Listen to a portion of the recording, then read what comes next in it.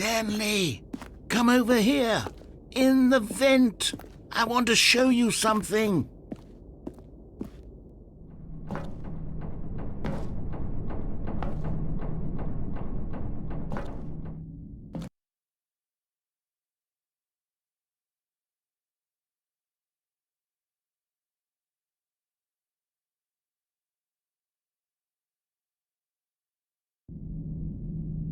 Okay, you remember how cheap and unsatisfying the new Ultra Deluxe content turned out to be? Well, it got me thinking about the past and how much better the Stanley Parable used to be.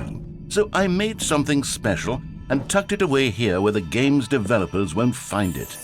Just our little secret. Take a look. I call it the Memory Zone. It's where I've been storing all my favorite memories so I can relive the peak experiences of my life whenever I want. Experiences like the launch of the Stanley Parable on PC. You see, Stanley, doesn't the Memory Zone remind you of how wonderful Stanley Parable was before it was sullied with a cheap re-release? Remember back in October of 2013 when the game originally launched? Back then, video games had integrity. Back then, it all meant something. Oh, the waste.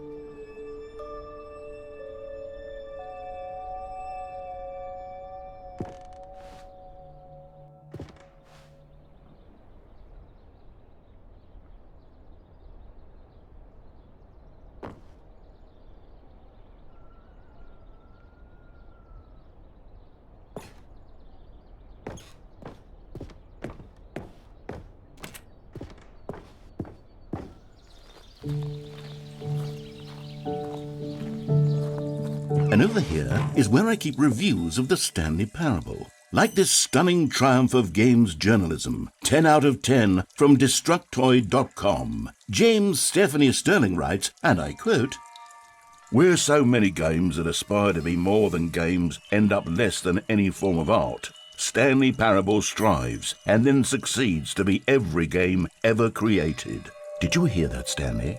Every game ever created. That's how grand and all-encompassing the original Stanley Parable was. It was literally every game ever created. It was Skyrim, it was Persona 3, it was all of them, and now it's nothing.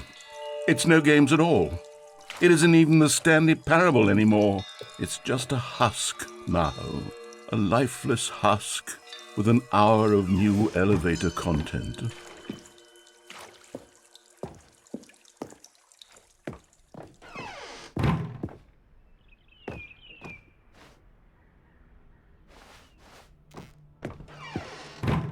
Here's another moving passage, this time from GameSpot.com. The Stanley Parable is both a richly stimulating commentary on the nature of choice in games and one that offers some of the most enjoyable, surprising, and rewarding choices I've ever been confronted with in a game. 9 out of 10. Don't you get it, Stanley? The game was perfect. It didn't need anything else. It didn't need new content. It just needed to be left alone, to spend the rest of time collecting dust in the hallowed hall of beloved video game memories.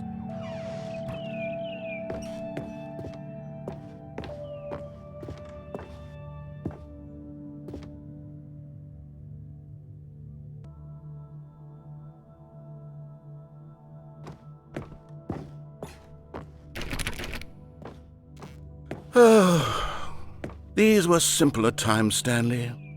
But I wouldn't give to go back to have it all over again.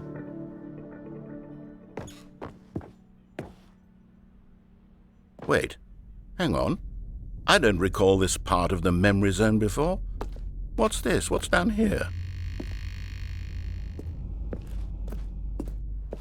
Oh no. Oh God, no. Stanley, it's a collection of reviews from Steam, the online video game distributor. I haven't looked at these in years. I can't even imagine what's been collecting down here. Surely these reviews were glowing as well, weren't they?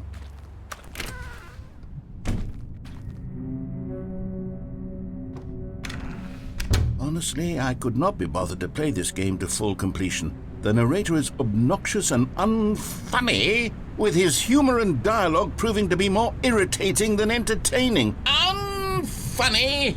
I'm not trying to be funny. I'm trying to make a serious work of art. I suppose I could write up a handful of gags to insert into the Stanley Parable, but the game is already such a densely layered web of profound philosophical insights that I can't even imagine where I'd have the room to stick them.